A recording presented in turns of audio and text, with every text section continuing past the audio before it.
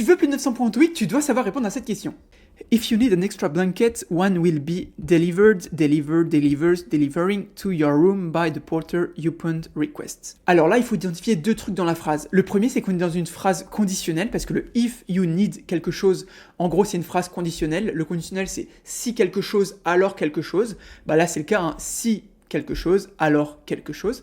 Mais ça, à la limite, ici, on s'en fout un peu. Ici, il faut surtout identifier qu'on est dans une structure passive, ok?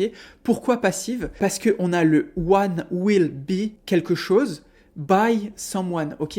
En gros, une phrase active, c'est par exemple, le chat mange la souris, d'accord? Le chat, le sujet, il mange la souris. Et cette même phrase à la voix passive, c'est la souris est mangée par le chat. Ok, donc là, à ce moment-là, la souris, le sujet, tu vois, le sujet subit l'action d'être mangé par le chat, tu vois. La souris est mangée par le chat. Bah, en fait, là, c'est exactement la même chose, sauf que c'est la couverture qui est rapportée par le portier. Ok, et ça on peut l'identifier par le one, tu vois, one qui en fait veut juste rappeler le blanket qui est la couverture, et derrière on a le will be, donc will be quelque chose, et le by par le portier. Donc c'est typique d'une structure passive. Et comment est-ce qu'on forme une structure passive? Bah, ici ça commence déjà par will be, donc c'est une structure passive au futur, et au passif on demande toujours un delivered avec un ed à la fin. Donc ici en l'occurrence on n'a qu'un seul verbe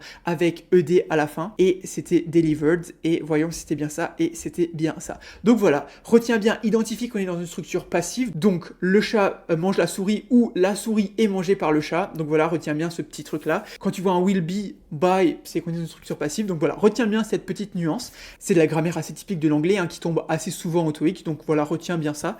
Donc voilà, si jamais tu as appris quelque chose, n'hésite pas à t'abonner, à liker et à partager cette vidéo avec tes potes. Et puis si jamais tu veux t'entraîner plus en profondeur pour le TOEIC, parce que tu le passes bientôt ou dans un an ou dans peu importe, on a créé une plateforme d'entraînement spécialement dédiée pour le TOEIC. Donc c'est celle qu'on a utilisée juste là. Donc pour y accéder, elle est libre d'accès. Tu peux aller sur www.top-students.com dans ton navigateur, ou tu tapes sur Google Top Students TOEIC, ce sera un des premiers résultats. Donc va voir si ça t'intéresse. Et puis moi je te dis à demain pour une nouvelle vidéo TOEIC. Allez, ciao!